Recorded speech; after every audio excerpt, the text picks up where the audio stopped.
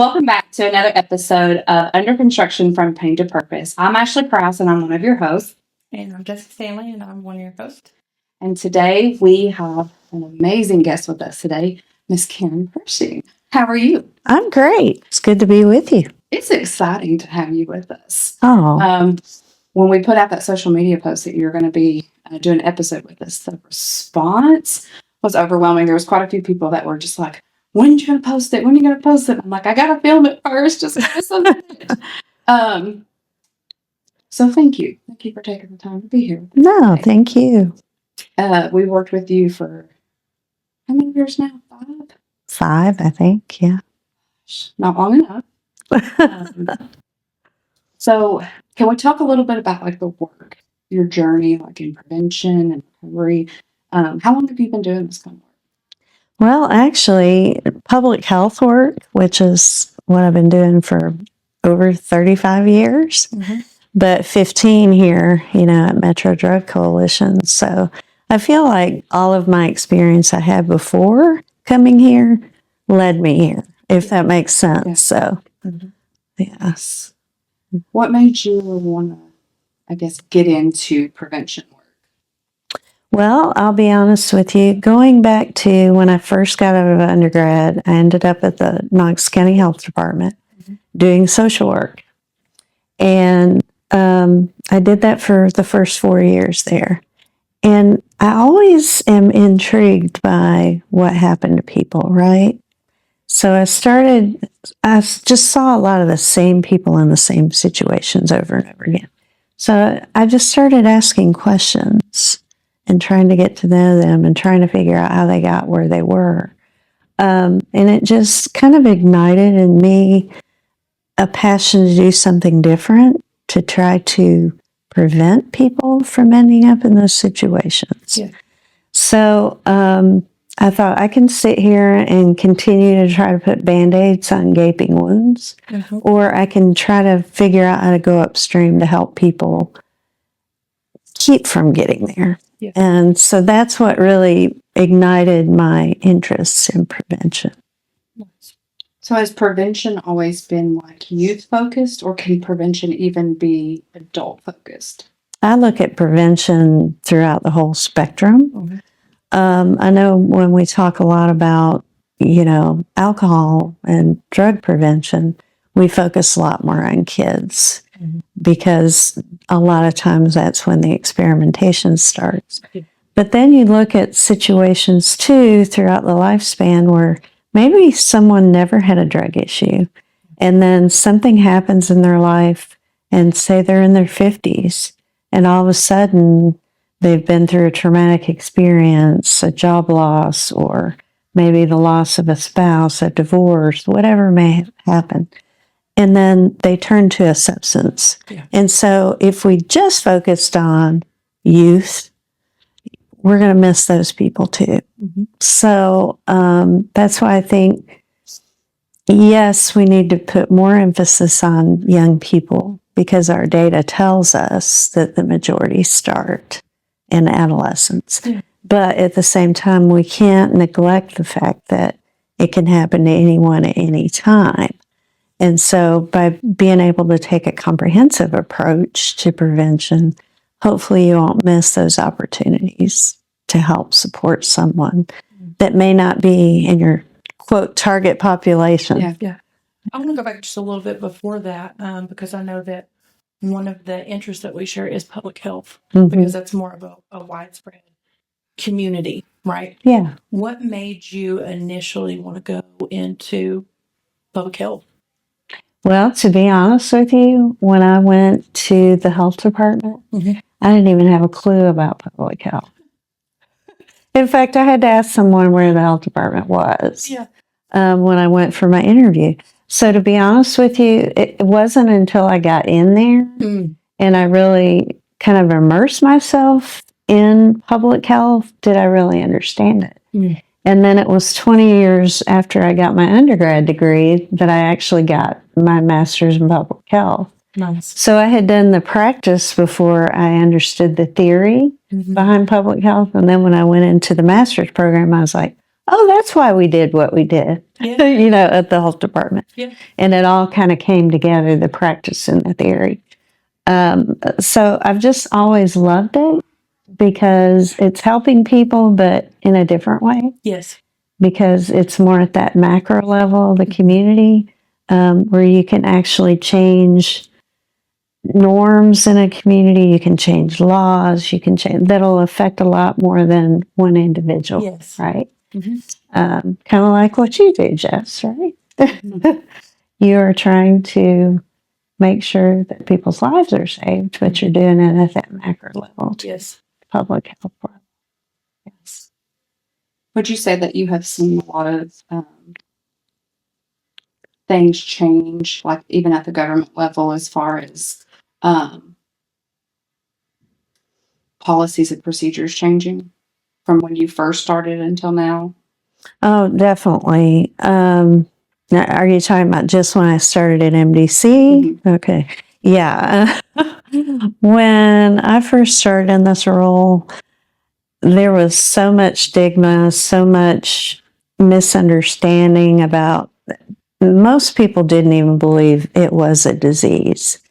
Because it wasn't until I'm trying to remember if it was 2012, 14, somewhere around that time, the Institute of Medicine report actually came out that defined addiction as a brain disease.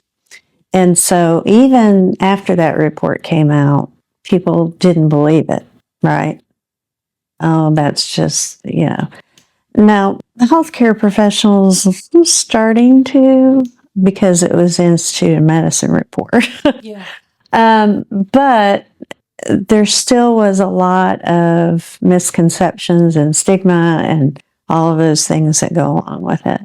And I think also, not knocking, that we live in the Bible Belt, but I also think, there were a lot of religious implications for churches and people of faith not really believing that either. And so and you've got loud voices in those sectors too that just weren't buying it. And that's where I think the faith-based initiative through the state, has really helped, throughout the state, being able to educate, people of different faiths about addiction and the science of addiction and why it's not a moral failing. But there's still so much work that needs to be done. But yeah, definitely, legislators, I mentioned this in a conversation yesterday. The conversations I have with legislators and law enforcement in those early years, it was all about locking them up, throwing away the key. We just need to, and that'll fix everything, right? And I think they learned over time that it was just this revolving door. Yeah. Because they weren't addressing the root cause of why people committed the crimes to begin with, Right. which was the substance use disorder. Yeah. And so, again, just seeing that shift, and I think here locally, having someone who becomes police chief like David Roush, who's always going to be one of my heroes in this space, who actually, had a family member with a substance use disorder, ended up having to raise a grandchild who was born with neonatal abstinence syndrome. And his voice, coming to the forefront too and saying, this isn't working, and here's why. Oh no. Sorry. But he's one of those that I'll never forget going when Governor Haslam was still in office and the Speaker of the House, Beth Harwell at the time. The opioid crisis was really hitting Tennessee really hard at that time. And so they formed this legislative committee to really study what's happening in our state. So they had asked different experts to come and to present to this committee. And I had the privilege and the honor of being able to do that and to talk about prevention and how important prevention is and what all was involved in prevention. That very same day, they had, he was Chief Rush then. He wasn't TBI director at the time. He was my police chief, but they had him present as well. And he started talking about his granddaughter. And the tears, started streaming down his face. And you could just see, because I was sitting there watching the response of those panel members and how much he touched them. Because some of them were were prosecutors and were people who wanted to throw all these women in jail who had babies born addicted. And to be able to see him and to see them connect with what he was telling them was powerful. It was a powerful moment to experience. Yeah. And it just, that whole process that they went through was not only an educational process for them, but it helped them understand the laws that were needed, the laws that were not needed, and to try to do things that were going to have an impact versus just throwing a bunch of stuff out there where they didn't really understand. This is going to be good. This is going to be bad.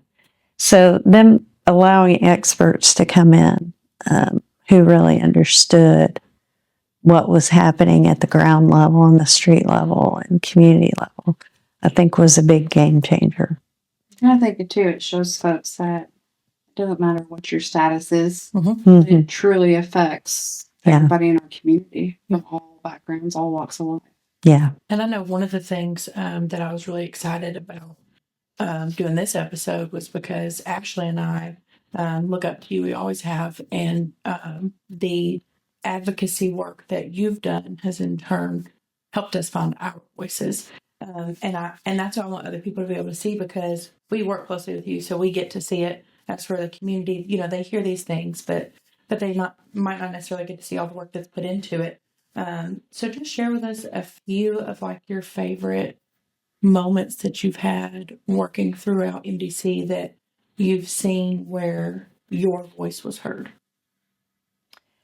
Well, gosh. I know it's a long list. It's hard to point out some. When we defeated and got the sunset to occur for the fetal assault bill. That bill was in place for 2 years. It did a lot of damage during that 2 years, and it didn't just damage the moms. It also did a lot of harm to those babies. For the viewers, what is that? So the fetal assault law was basically a law that we had in place from 2015 to or it may have been 2014 to the years get a little, it was 2 year, it had a 2 year sunset provision. And what it allowed to happen was a woman could be charged. Now, it was a misdemeanor charge, but still she could be charged with a crime if her baby was born exposed to the drugs she took while she was pregnant and had a negative impact on that baby. So that encompassed, any baby that would have been born with any kind of withdrawal syndrome. What people didn't understand and all the moms heard was pregnant using drugs, I'm going to jail. They didn't understand the fact that the baby had to get here first, right? So they weren't getting prenatal care was the implications. We saw a triple increase in the number of babies admitted to the NICU at East Tennessee Children's Hospital during that 2 years with absolutely zero prenatal care. We know prenatal care is the most important indicator of the outcome for the baby. And so early entry in prenatal care is extremely important for all babies and all moms. So that didn't happen. And I knew that would happen. They're going to go underground. They're not going to get care. They're going to be afraid to go to treatment even. And so that was the data I could get a hold of because I had people, On the inside. on the inside who were watching the data and could actually trend it before, the law went into effect and then during what happened. But I literally had a legislator in his office who was for the law when we were trying to get it to sunset, throw my data back at me. You can't prove a direct correlation. I said, no, sir, there's a strong association. I said, I understand data. And I said, but you can't deny that there's a strong association. Well, he didn't want to believe it. Very rude in his office. But they can be that way in their office because they're not being recorded and they're not publicly. But when they get out, where they know they're being recorded in a session, they're a little more polite. Yeah. Even though they. More human. Yeah, a little more. And at that time, I was with a young woman who had been arrested. And this particular legislator was kind of grilling her. And I could see her getting red and he had her so rattled. And so I jumped in. And he didn't like that I jumped in. And I needed to give her a moment. And he was leading her to say what he wanted her to say instead of what she was wanting to tell him. And so I hit the pause button by jumping in. And he's like, excuse me, was I talking to you? No, sir. And he said, have you had a baby? I said, I've had 2 babies, yes. But no, not babies, that were exposed to substances. But I said, you're leading her. And I said, not letting her say what she wants to say. He said, well, I'm talking to her. I said, okay, fine. And so he went back to her, was a little less hard on her. But anyway, it was just incredible to kind of watch her find her voice, be willing to get up and testify in front of that committee, knowing how she was treated in that office. And she was, I'm sure, shaking in her shoes, but just to be able to be there with her and to watch her be brave and to watch her help be a part of defeating that was pretty amazing. You were that same place. Amazing. Yeah. And I met her right after she got arrested. And she's still a very special person to me. Yeah. I can imagine you empowered her greatly. Yeah. I tried. But she's very strong. Was a very strong person. So a lot of times it's finding those people and being able to, again, support them. Because they're the ones with the story, right? Yeah. I'm not in recovery, even though I think we're all in recovery from something. I say that all the time. I'll never forget the first all recovery meeting I sat in, because you don't have to be in recovery to sit into our all recovery meeting. So I was like, there was just this mystique for me about, I wonder what a recovery meeting's like. So I went to it, and I'm sitting there and we're going around the room and everybody's introducing themselves. And of course, you just say your first name, right? I had to learn all the protocols. But anyway, I'm sitting there and they're like, why are you here? Are you here supporting the recovery lifestyle? Whatever your reason for being there. When it got to me, I don't know why this popped into my head, but I said, well, I'm here to support the recovery lifestyle, to be an advocate. But I said, aren't we all in recovery from something? There are certain things that are hard for all of us, right? Yeah. But for some reason, we all get, separated out. Well, if you're a gambler, you go over here. If you have sex addiction problems, you go over here. If you have, substance abuse disorders, if you have people pleasing, you go to individual therapy, because there's really not. But, all of those things, because I was a people pleaser. So I can say I'm not so much anymore. So, but I still have to work on that, right? Yeah. Yeah. Having to feel like I have to have the approval of everyone. that's just as damaging, Yeah. you know. So again, that was one of those red light bulb moments for me too, was just sitting in that recovery meeting, all recovery, and going, you know what? We're all in recovery. Yeah. We really are. So MDC started out as just primary prevention, Yeah. correct? Mm-hmm. How did it now become primary prevention, recovery support, and harm reduction? Well, I'll be honest with you. I kind of fumbled into it at first. So the state, when they were creating the Lifeline Project, the State Department of Mental Health contacted me and said, Karen, would you be willing to be the fiscal agent for we're creating this regional Lifeline Project?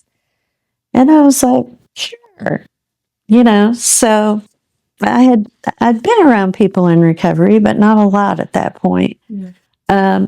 So I'll never forget, like, that first trying to interview people for Lifeline at first. I had no idea how to interview people in recovery. Not that there's not some things you do standard, right, in interviews, because I'd interviewed lots of people over the years. Yeah. But I really didn't know how to, like, ask them to share their story in a way that was respectful. I didn't really know how to pick up on whether or not they were real stable in their recovery, those types of things. So I kind of fumbled around, and I did okay hiring that first person. But at the same time, there were several other, hiring snafus, I could say, that I made, with other positions after that. But that's what got me thinking. So I got to know this first person, who I hired on the team in recovery, and learned a lot from that first person. Yeah.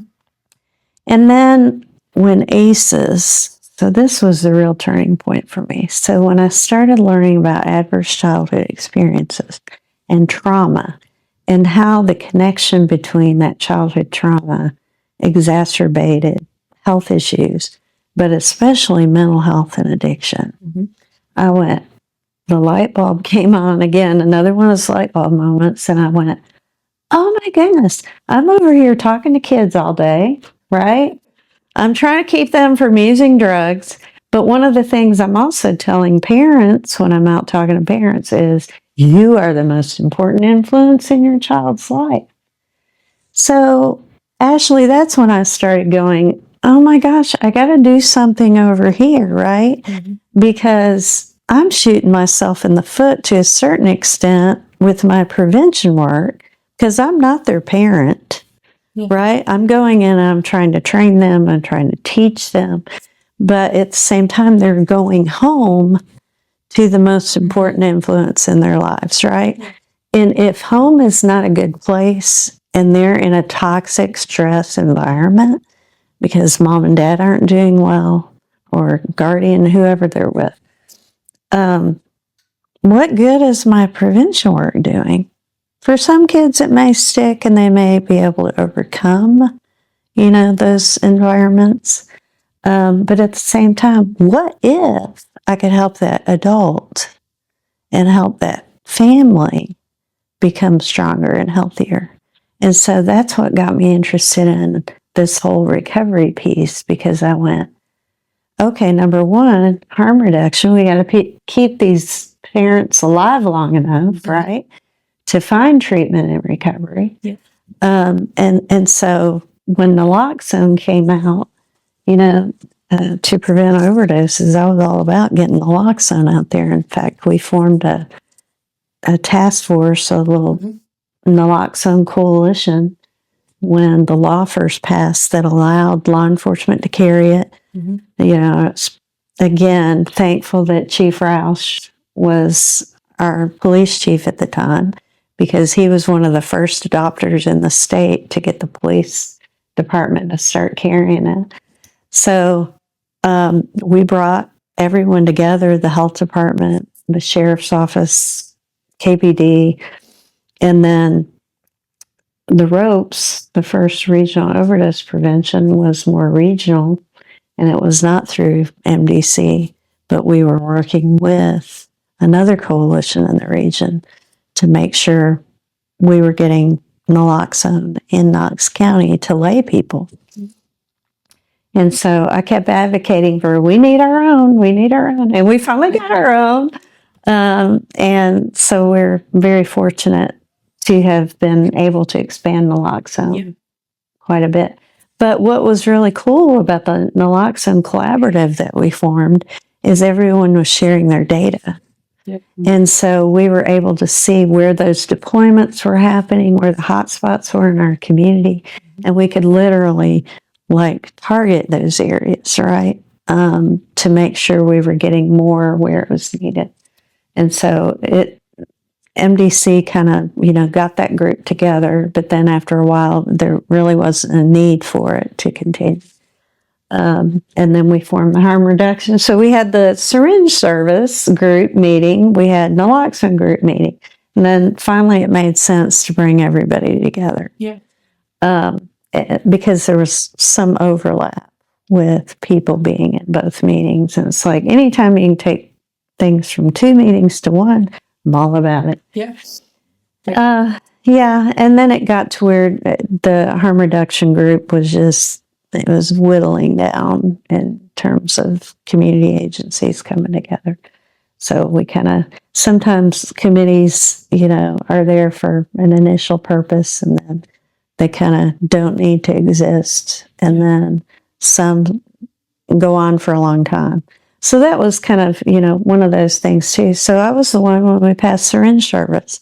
I'm like, okay, let's bring people together. Who's going to do the syringe service program in Knox County? And so we were there to kind of facilitate getting that started. Did MDC do that? No, we didn't have the expertise because you had to do HIV testing and counseling.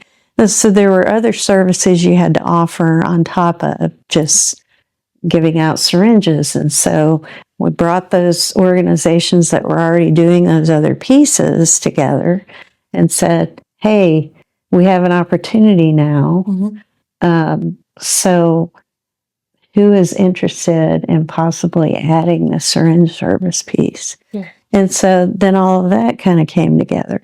And my role in that was really to educate. Yeah. So before that syringe service program, I needed to make sure our mayors understood the benefits. I needed to make sure city council, county commission, our DA, our sheriff. So my job was to go meet with those people, answer their questions. And there were some that still didn't like it, even though they understood. Yeah. They still, Karen, I have a problem with it. I'm like, I understand. And they still do. But yeah, and some of them still do. But at the same time, when the program finally got up and running, there were a few little kinks where I had to go back to some policymakers and go, hey, what are you guys doing here? You're really pushing people away. Yeah. And those things got corrected. You But have to mend where they the square footage. location. Mm-hmm. Yeah. The original bill had like a 2,000-foot radius from a school or a park. Yeah. When we mapped it, so I went to our geomap people and I said, I need you to map this because I need a visual to show these legislators why this 2,000-foot radius was so prohibitive. Yeah. And so it basically, you could take all of Knox County. The only places you could really set up one was like under an interstate overpass. Yeah. I mean, it was that ridiculous because we have so many parks and schools and daycare and churches that literally if you took 2,000 and put a circle around every one of those, there was very little opportunity to have it. Mm-hmm. And so we first got it amended just for the metro areas. Yeah. And, that went through pretty smoothly. But then the rural areas started having problems. Yeah. And so went back again and said, hey, can we just lower this for everybody in the state? And there was only one city that wanted opted out. and that was in Northeast Tennessee. They had a lobbyist and legislator that just did not want a syringe service program in their town, to be honest with you. Yeah. So that the zoning or the radius was keeping anyone from doing one there. And I said, hey, they want to opt out, let them opt out, but they're not going to run it for everybody else. so we kind of went. 15 organizations and 33 locations across the state. Yeah, which is amazing. And one of those is in a church. Yeah. And one's in a church. County. Yeah. We have 30. Yeah. Ain't that crazy? It is crazy. It is crazy. That's incredible. Yeah. So let's talk about the gateway. Yeah. How did this idea or dream come to the table?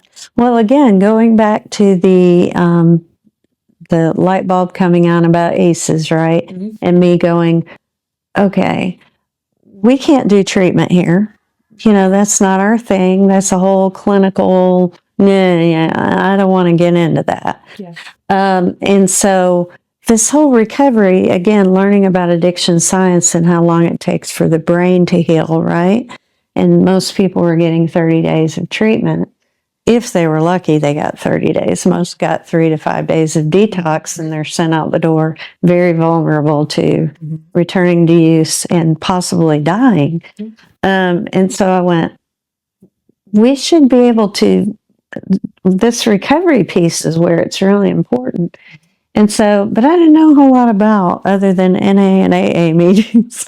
And so I'm like, okay, so I had a MPH graduate student working with me. And I said, your whole job this semester is I want you to research evidence-based practices around recovery support services. What are they? What's working? What's not? And so she created a real comprehensive report after she got done. And this whole recovery center concept was one of the things that seemed to be working in other parts of the country. And we really all liked the way, the feel, and the different activities and things that they had at the Marietta, at the zone in Marietta. So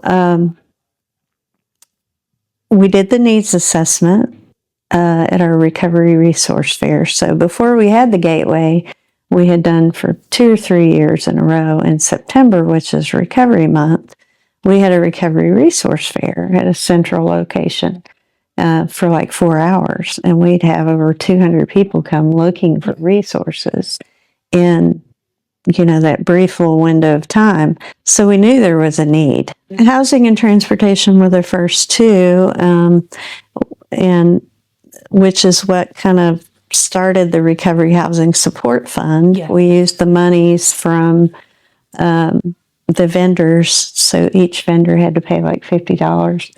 And that was how we started the Recovery Housing Support Fund, is we realized that there were a lot of people that were willing to go to recovery housing, but they didn't have that initial money for the down payment to get in. So, we can say that came out of that too. Yeah.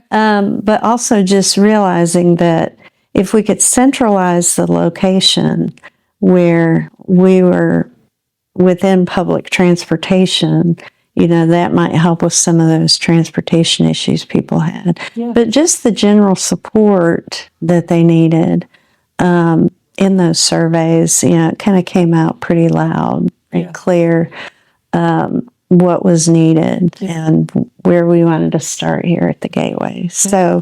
So it wasn't something we just kind of, put a dartboard up and, hey, we'll do this, we'll do that. We tried to do it in an intentional way by asking people who are early in that recovery process, or some of those individuals were still actively using, but they were obviously wanting to find a way to at least try recovery, right? Yeah. And so it was really good for us to take all that information and kind of process it all and figure out, here's where we're going to start. Yeah. And that's what's neat about the Gateway. When people sign in, we can see what services are being utilized the most. and go, we need more of this or we need less of that. So we're constantly doing a needs assessment with the data we're collecting here, even though we're not getting people's names and things like that. They can feel comfortable coming in here anonymously, but we're also tracking, you know, what services they're using and they're benefiting from. So, so again, that was, you know, kind of what started it all. So that's what, like 20. That was 2018. And then, so 2019, we started looking for a building. Well, first of all, I had to convince the board. So Big project. the board was a big project too. So again, you had a lot of board members who were used to us doing prevention work. We'd been around for 30 years doing prevention work, right? And it's like, Karen, have you lost your mind? So I first started educating them about ACEs, again, going back to ACEs, getting them to understand the connection. But I had other board members doing that who understood it, so that they heard those things from a peer and not just the executive director. You know, it's like, okay, my colleague over here at Cherokee Health, because I had someone from Cherokee, because Cherokee was already integrating ACEs into their processes. So, you know, I said, hey, I need you to do this presentation on ACEs. And then I had Dr. Buchanan do the presentation, like on the syringe exchange stuff. I had her do the presentation to the board on the benefits, because she's our public health officer. So again, I'm not a doctor. I am a public health professional, but they need to hear it from someone other than me, right? So you learn to utilize experts in the community that are respected in their field to sometimes bring that message forward, right? So I'd done some of that initial work around ACEs and trauma, and then I brought out that SAMHSA continuum, you know, that graphic that's really good. And then I had the presentation from the research that was done with a graduate student. So kind of put all that together and explained why I felt like it fit in the mission of NBC, because again, you don't want to go outside your mission. So I knew that would be the first thing I would have to, that's not part of our mission. Well, it is, because here, it affects this end, right? Because it's a continuum. So, so they were great, but MDC had never owned any property. We never owned a building. We had no credit. We had no assets. So they're all like, you want to do what, right? Oh, okay. So we started looking for property, and I knew I knew the square footage I needed. I knew the location, what I wanted the location to, not necessarily where we ended up, but at the same time, it was kind of like I had certain criteria to make it accessible for the population, right? So we'd go look at places, and they were either too expensive, or they weren't in the right place, or they weren't the right size. You know, again, Karen had a vision. Everybody else thought it was crazy. So then we found this, the Gateway building, and it was in not good shape at all. We can attest to that. Yeah, I know you guys were part of that. So the staff came over. I had already seen it, and then the staff came over. We all met here one morning, and I had everybody walk through, and we went back to Lions View, our little humble abode, and I didn't want to say anything because I wanted to hear what everybody else thought first. And so I kind of went down and said, what do you guys think? It was unanimous. Everybody felt like they just had the feeling when they walked in the building that that's where we were supposed to be. Well, then we found out one of the NA meetings, the big ones in town that had been around for a long time, used to meet here. And I went, So it already had that recovery population. It already had, yes. And it was so weird that it ended up being that way. And So then I went to the board and I'm like, I found a building. They're like, oh, she's serious about this. And I'm like, yeah. But we got to raise some money. So, of course, I call up an architect whose wife was the original executive. I was very strategic. So I'm like, his wife was the founding executive director of MDC. And I went, I'm going to call him because maybe he can help me with this, because I had no idea, you know, what I needed to do. I don't know anything about construction. How to redesign a space, that was totally outside my area of expertise. And this building was all broken up in lots of little pieces, and it was just, It didn't make sense. none of it made sense. It was a hot mess. So anyway, I needed that expertise. So he took it on. He's like, yeah, what can we do? We'll help you. So not only did he send me an architect, he sends me a VP.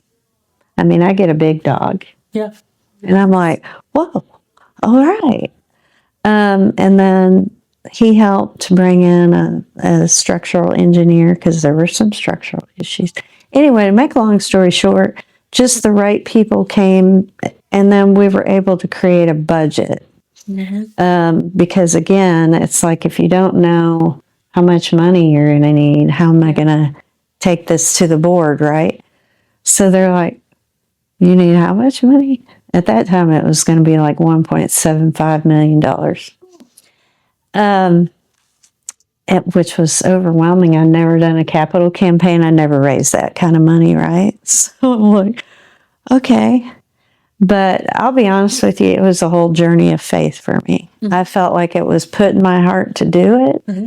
As soon as I learned about it, when I walked in at the Zone in Marietta, and I met the director of the Zone there, and she was such a spirit-filled person, and I just felt like the Spirit was nudging me, and I couldn't let it go. Yeah. As hard as everything was, it was like, you're supposed to do this. Yeah. And I just felt like I was supposed to, regardless, and that he was going to make it happen through me. I was just the vehicle. And so I had to just trust. And there were times I struggled with that, especially when COVID hit. Yeah, that's when we came on. And I went, I've got a building that's about to fall down. Just kicked off a capital campaign, and now the world has been shut down. Yes. God, what are you doing? And I'll be honest with you, I had a really hard time. Really thinking about whether or not I was really supposed to do it. Because it's like, is God telling me not to now?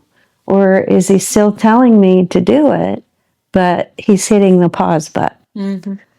And I went back and forth, not really knowing, but just trying to trust and get through that time. But there was one point in time when I was like, I'm just going to sell the building. I had already bought the building, or we had already bought it. But I thought, I'm just going to turn around and sell it. It's just not meant to be. Yeah. And luckily here's what talked me out of it, is sitting there feeling helpless during the pandemic, especially early on, and seeing all these overdose deaths. And I went, not only does we need to have this, we needed it yesterday. And so I went to the board and I went, we've got to take out a loan, because the plan was we were going to raise the money before we started construction so we would have no debt. And I said, we can't afford not to do it now. And we're just going to have to raise the money as we're doing the construction. Yeah. And those were some very hard, because I was doing board meetings via Zoom. Imagine having intense conversations over Zoom and trying to address everybody's concerns. And I had some real pushback on taking out a loan. Luckily, I had a board chair at the time who was a financial guy, and he really helped. Again, God put him in that position at the right time Yeah. to be able to get them to understand that sometimes you have to take a financial risk in order to get to your goal. Yeah. And he was great through all of that. But I couldn't get anybody to give us a loan at first either. Yeah. Because we had no assets, we had no collateral to put up other than the building we bought. But it wasn't valued about $900,000. It was valued at. So we had a little bit of equity in it when we bought it, but not enough to cover the size loan. Yeah. So a financial institution that we'd worked with for a long time took the chance on us because everybody else turned us down. Mm-hmm. And so the next hurdle was, hey, we can take out this line of credit, but y'all have to approve this because I would be signing basically a mortgage on behalf of the organization. And I wasn't going to do that without board support. Yeah. So bottom line is a couple heated meetings, everybody sitting on it for a while. And then they finally were comfortable with us doing the loan. Yeah. I remember when we first started working here, right after the building had been bought. And so, so many days so it was still just brick and the back falling apart. And Literally, we had the back wall that I was afraid was going to fall and kill somebody. We couldn't step on a certain spot of it. And we were both like, wonder what's going to happen. We'll probably fall through it. Yeah. And so there was a gold lettering on the front that said digital. Mm-hmm. We were like, digital what? Like it just, And so we sat here so many times and we were like, this is crazy. Like, this is not going to be what we think it's going to be. We don't know what to do, but we want to be here. That was crazy. It's like, I want to be here. And I will never forget, we were sitting here one day and this guy, he knocked on the door because he seen that there were people inside. Mm-hmm. He had a note, mind you, the building said digital. There's no telling what he thought it was. He knocked on the door and needed to use the phone because he was trying to find help for recovery services. And we all were like, God, is that you? What just happened? Mm-hmm. And I will never forget that kicked off our first initial, miracles are going to happen here. Yeah. Because he literally why didn't he stop at Cherokee next door?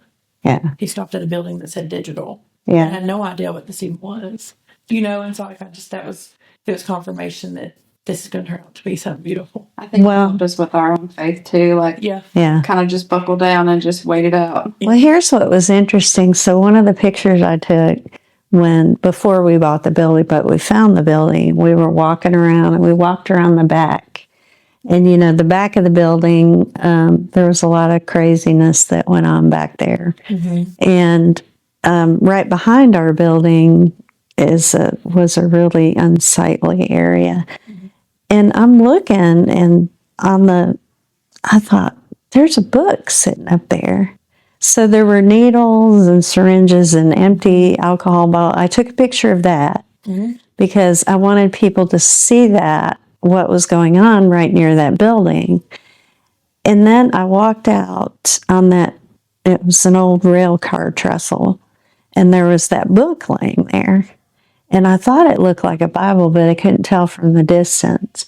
And I got up there, and it was a Bible that was open. Mm-hmm. And to me, it just clicked with me, too. I took a picture of the Bible, and I said, people are struggling, but they're also searching. Mm-hmm.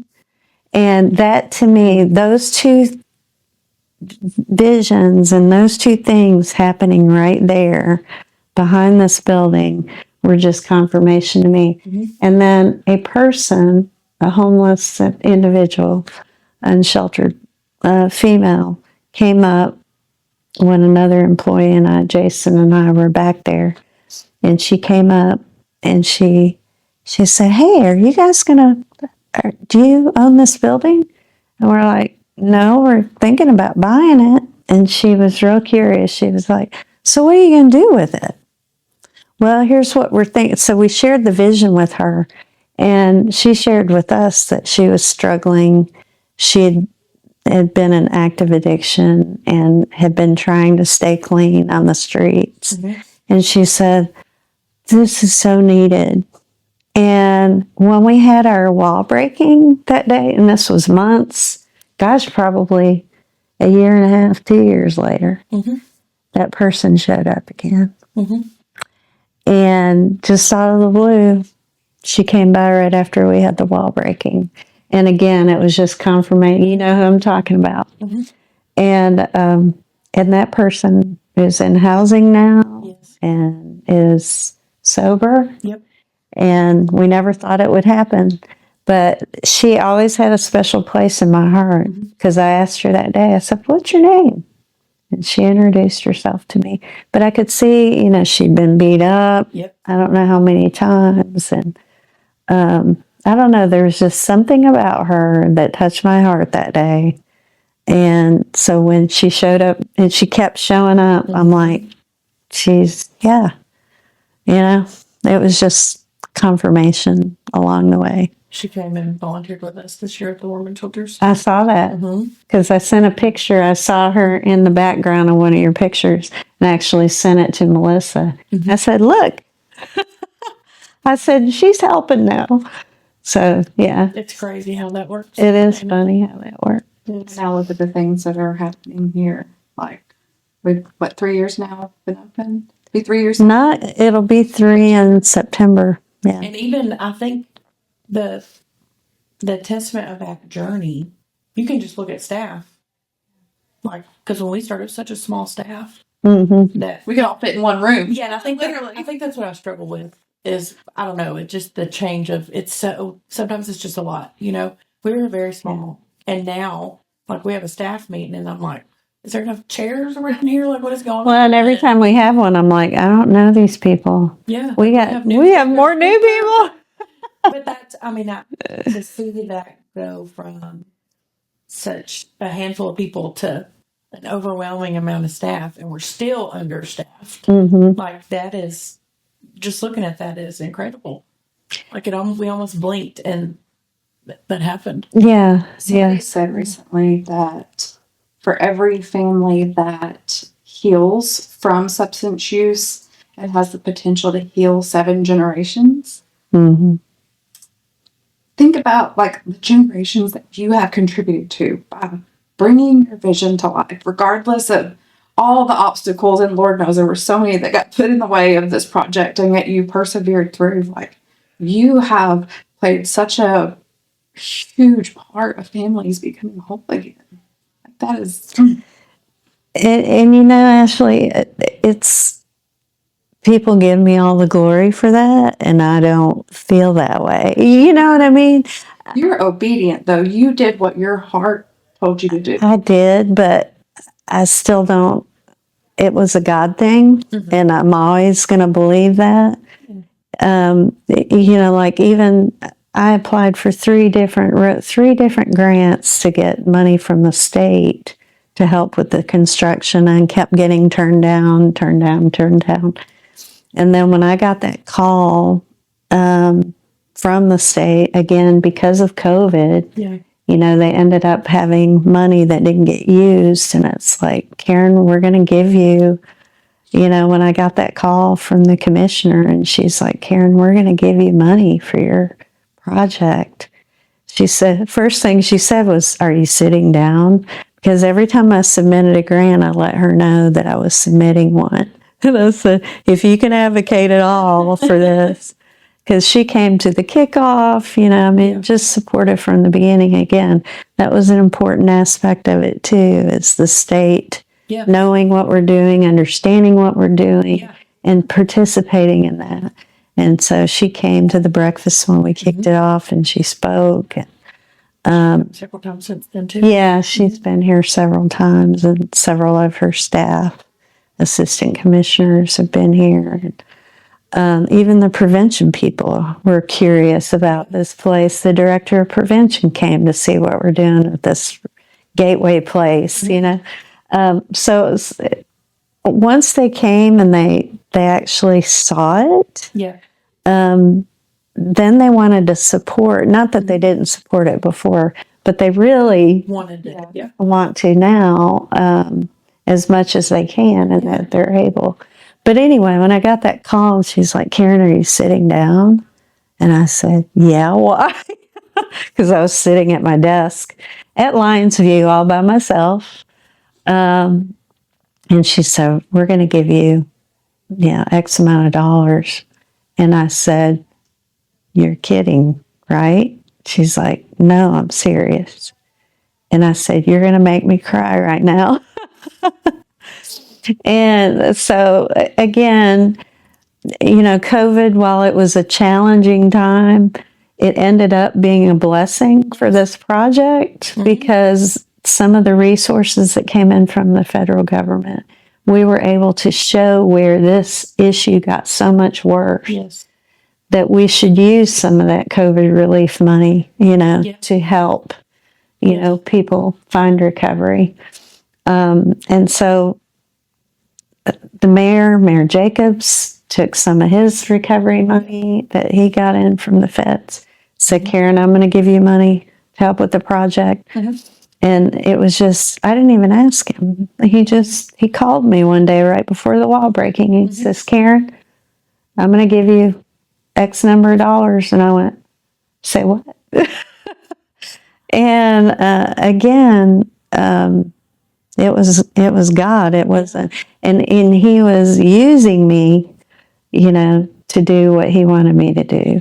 Well, and I think that this whole, every bit of this, we keep having these little like divine interventions. Yeah. So I will never forget our state program right after we had gotten pregnant, because I was alone for 4 years and then I had been begging for help. Yeah. And so our state program manager, she, rightfully so, they always question everything you're doing, what you need, why you need this, why you need so much, blah, blah, blah. And so I kept telling her, I'm like, you're not understanding what we're seeing and what we're going through. She literally come for a meeting and we were sitting in your office, and next thing we know, Myra's beating the door down because there's an overdose outside of me, and Brennan took off running. And she was just like, oh my, I didn't. And it's like, right, we said that, but you did. And it's not, they have to do that follow up, but it's like now they've been able to, all of them, they've been able to come and see and witness to where they're like, we just want to support you. Like, what can we do? Because this is thriving. Y'all are doing the work you're supposed to be doing. How can we support you? Yeah. And even when it comes to finances now, used to, we constantly have to worry about, how are we going to find the resources that we need? As for now, people are just jumping the gun to support. And we're like, do you need it? Like, do you want to know what we're doing? And they're like, we love y'all. We trust y'all. We want to support you. How can we, and I think that's the most incredible thing, is to see people just see MDC, and sometimes we haven't even met them in person or even heard, and they're like, how can we support you? How can we support the work that y'all do? Yeah. Like, that's incredible to watch that. It is. Yeah. It's kind of like, if you build it, they'll come, Field of Dreams. This is our recovery of dreams. But, there's just so many of those moments where, you may be, especially, in that ED role, I would sit there and go, how are we going to afford this? How are we going to afford that?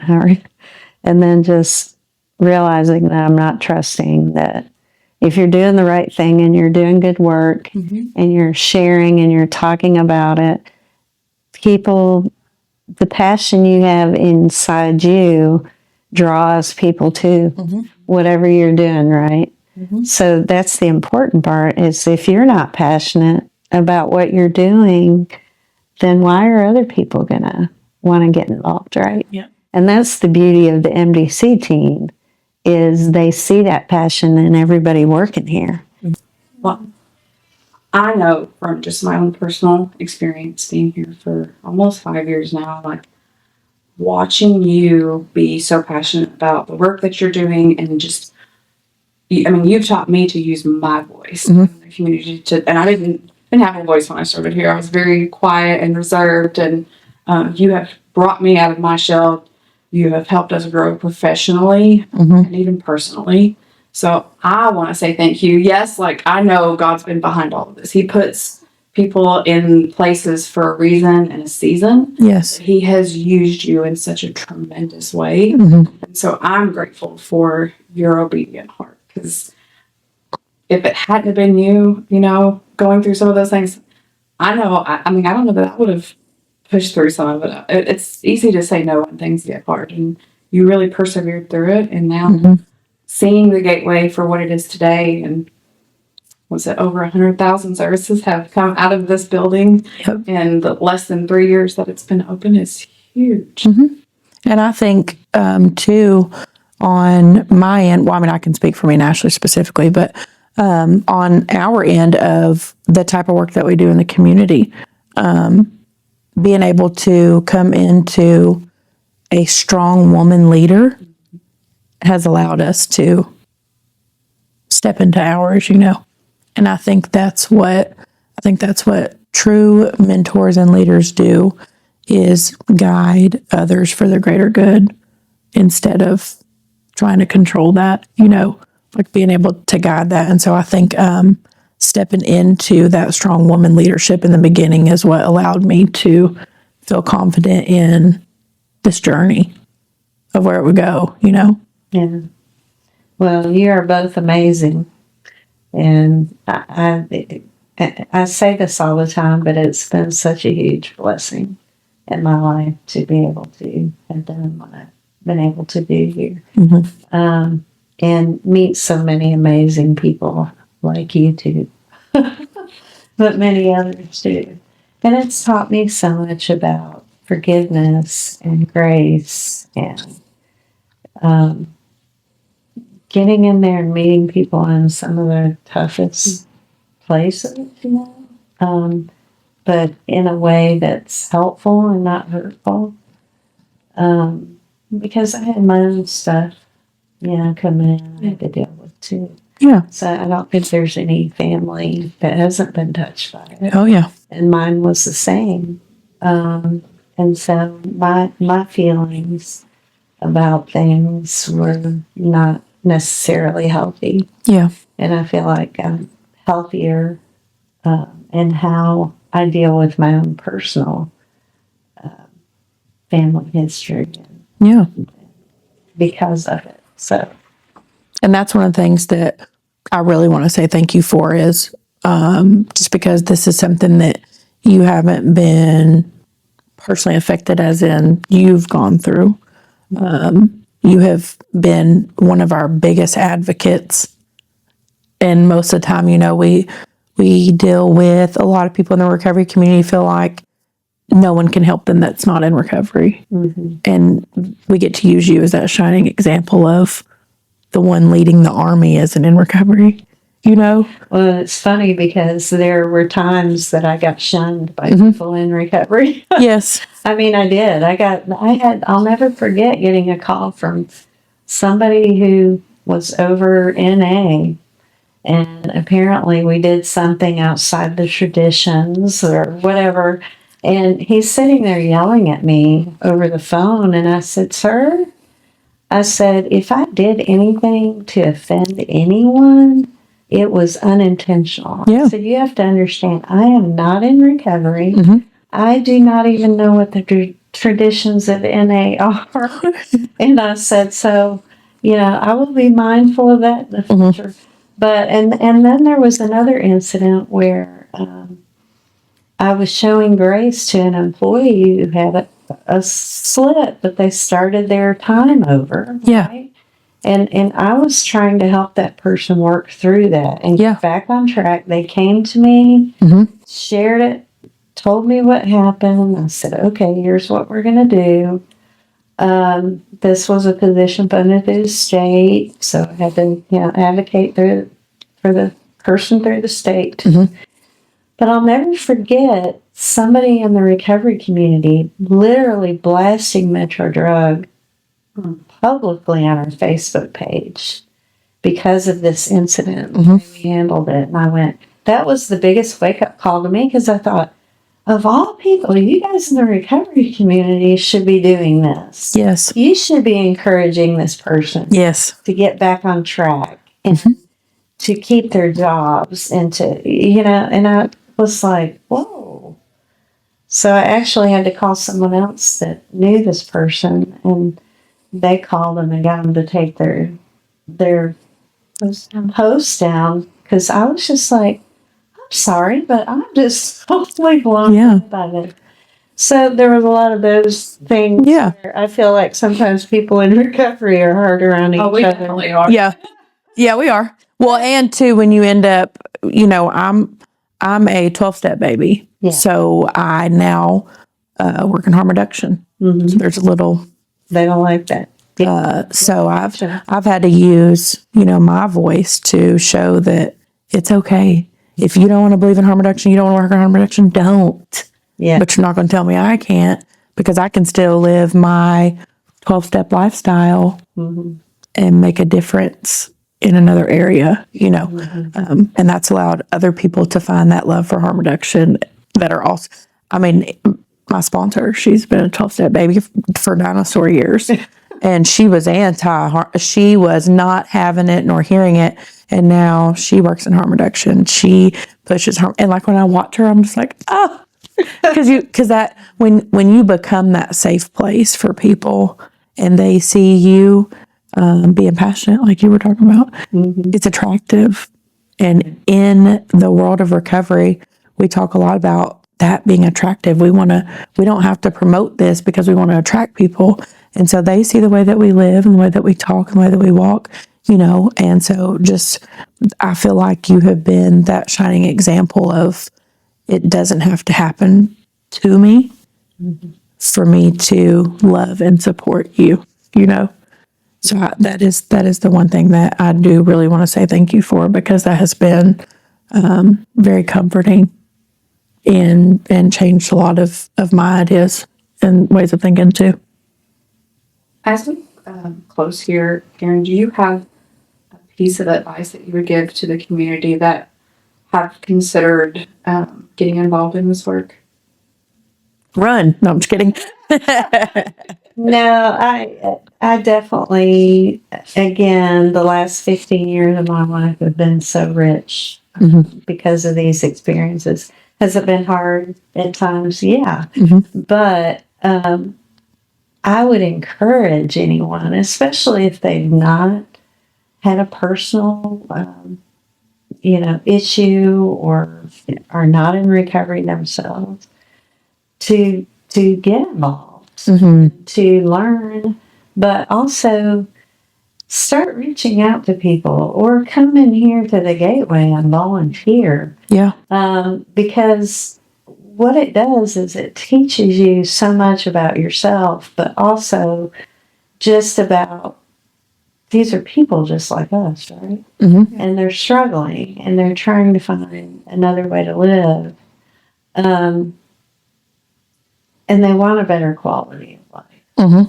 And so to be able to volunteer and do something, come in here, do a class, hang out, grab a cup of coffee, and just talk and let people share their stories. Because that's where I learn the most. Yeah. And so stories are powerful. I would encourage anybody in recovery to share their journey as often as they can, because I think each of those stories, brings that stigma down, but it also gets people to understand the human side of it. Yeah. And so it's been a blessing. And again, people in long-term recovery, such as yourselves, the work that you've had to do to get to where you are today, and to understand how you got into active addiction, it's a beautiful thing. You're so much more self-actualized than those of us who've not had that experience. Because sometimes I would go, wow, I feel like I'm missing something, because you've had to dig so deeply. And the 12-step, you talk about a 12-step baby. Just reading when I first learned about it, I'm like, what's this 12-step thing, right? So I looked them up because I don't want to be stupid and say something dumb, because I already got chewed out by the NA guy. So So I'm like looking them up and even like not digging into like the depth of it, just each 12 step, the major heading on it. I'm like, oh my gosh, if everybody Yes. their life this way, we would our society would be so much different. We say that often. It's really true. Yeah. It's really true. And so again, I would encourage anyone to pick up the 12 steps and just again understand the 12 step, just general, thinking behind them. And they're really spiritually and biblically based. And a lot of people don't know that because because they don't want to discourage anyone. Yeah. If they've got any religious trauma or things in their Yeah. past from participating in NA and AA. But if you look at the premises of all of those steps, it's really very hugely spiritual. Yeah. Hugely spiritual. Mm-hmm. Yeah. And it's a cool thing. It is. Well, Karen, I want to thank you again for just taking the time to sit down with us and share and be vulnerable. I love anytime we get to sit down and talk, but I also want to thank our viewers for tuning in and being a part of this experience with us. And for those of you wondering about the Gateway and are in the Knoxville area or even in the surrounding counties, we're at 530 West 5th Avenue. We have a huge building and so many different resources here. So if that's something that you're interested in or you're thinking about, taking the step to get some help and come into recovery, please give us a call and reach out. We will connect you with whatever resources you're needing, whether you have insurance or don't have insurance. If you're needing a safe place to just meet people in recovery, we are also that. We've got a gym, a rec area, we've got recovery coaching. I mean, we really are the big deal here. I love to toot our horn. We've got a lot of good things coming. So until next time, thank you for tuning in.